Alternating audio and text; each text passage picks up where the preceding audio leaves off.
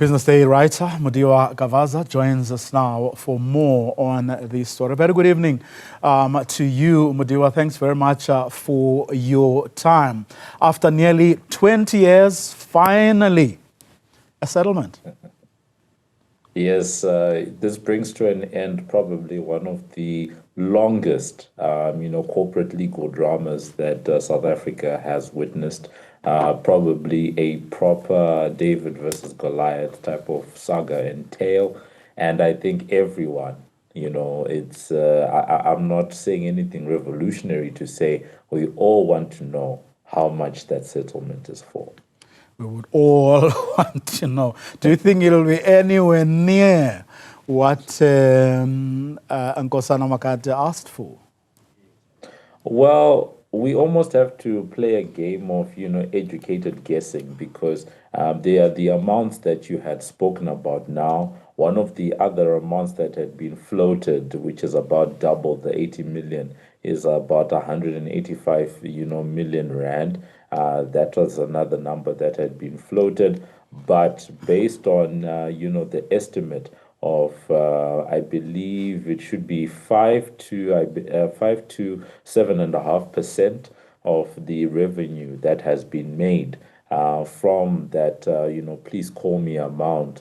Some of the estimates, depending on what your source is, would have had that amount sitting at close to 30 billion to about 60 billion rand, possibly there.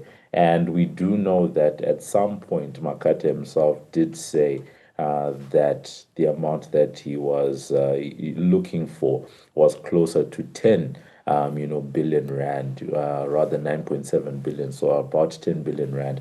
So for now, all we can estimate is somewhere between 200 million and about 10 billion rand, which is a huge range and a huge amount of money either way.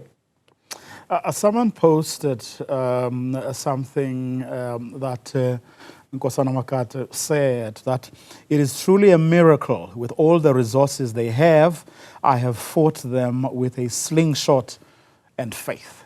What do you attribute that stance to, or his stance to?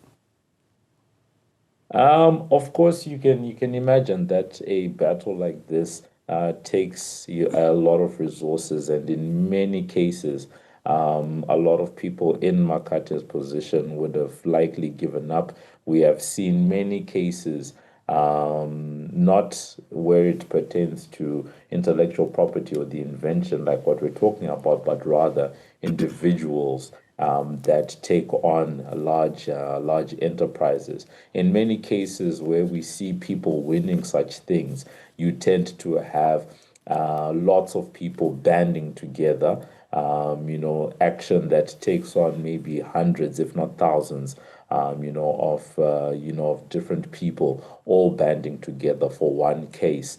Those are the types of cases where we see individuals winning what people refer to as a class action, lawsuit. That's where we typically see individuals winning such a thing. That's the first thing. Secondly, one can also imagine how much it has cost Makate to actually make this happen. Some of the conversation around his possible rejection has been that those that have been representing him in court, that the costs have escalated and piled up, over the decades, and that at the very least he would need to be able to compensate, those that have been standing with them in court on the legal side. So that's the second element, and then I think just the third element is just the conversation that has been driven, around something like this. Makate has been at the heart, of many conversations for the better part of 18 to 20 years. So you can only imagine the type of toll that something like this has taken, on this one person. And yet, on the other side, on the corporate side, many people have come and gone when it comes to, Vodacom. So you can only imagine, that you're shouldering this weight, against, an entity like that.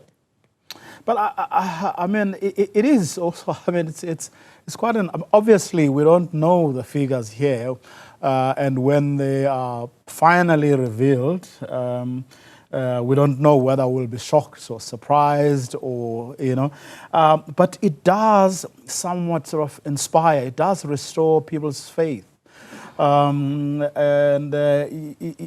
that belief in what you actually stand for. I mean, I remember some years ago, I mean, well, not the kind of situation that Nkosana Makate is in, but involved in one corporate battle. And I remember people would inbox me on Facebook. People would come and say, just forget about this thing. Go get your job back and forget about it all. And I'm glad I didn't. But this just reminded me of those times. And there are many people out there who have had or decided to abandon their causes because they were, by and large, encouraged by people to just forget about it, because you never win with corporates because they have endless amounts of money and they can afford good lawyers that you may not even have.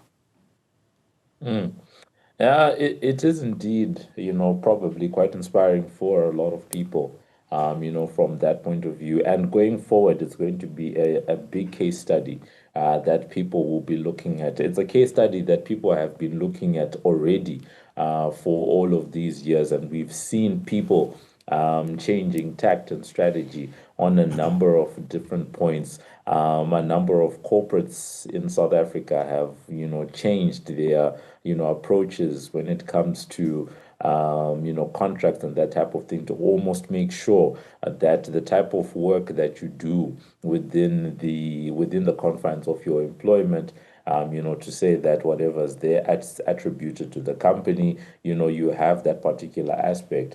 On the aspect that you're talking about, it does, give that almost renewed sense that some of these things are possible. However, I would not, I don't think it's advisable, to go 20 years. I don't know if we'll ever see something like this again. But it does give some inspiration to people to say that, you can stand on, certain principles and actually get something down the road. And after 20 years, and especially having refused a number of really big offers that have come from Vodacom, if Makate has decided that, okay, this is worth settling out of court for, then it's probably a decent enough or a big number, big enough number for him to have said, okay, fine, the last 20 years were worth it, and for him to have put out the post that you're talking about. I mean, you've written about this, you've seen perhaps not so similar stories or situations before. But what for you was at stake for a Vodacom? Was it just money, profits, not, or refusing to part with a large sum of money? There's a couple of things that come, when you're looking at the risk assessment for an entity like Vodacom. Vodacom is the largest mobile operator in South Africa. They are the second most valuable mobile operator on the JSE, so a huge company. If you're going to do 60 billion rand, for example, that's more or less 3 years worth of dividends that the company tends to put out every year. So that is a huge amount of money, by any by any stretch of the imagination. And I think the calculation I was making earlier on, it's a third rather of their market cap on the JSE, which is huge. A third to a quarter of their market cap, huge amounts. But bigger than Vodacom, it's also probably the perception as well, because they are likely would not have wanted to, have publicly, to be seen publicly losing a battle like this.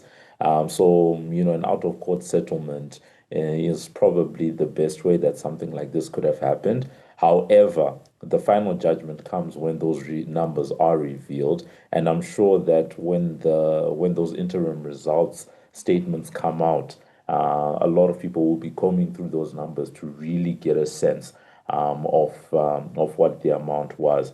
And I think just the last aspect is the fact that, from a corporate point of view, you can only imagine, that something like this, you have probably a lot of people that feel disgruntled, or people that feel like they have not gotten, true justice from a number of, different corporates, perhaps similar situations where someone has given an idea, has developed a product, a service, helped to grow something, and they feel like they didn't get what was properly due to them.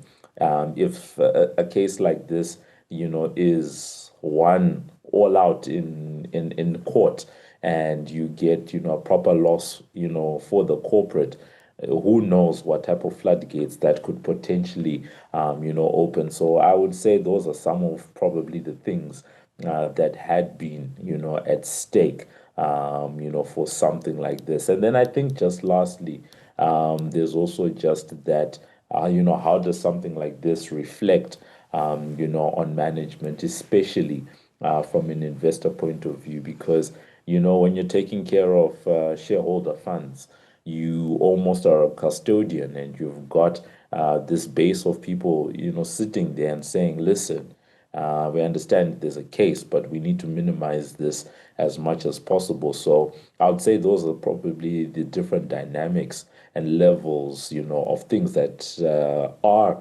and had been at stake for all of these years.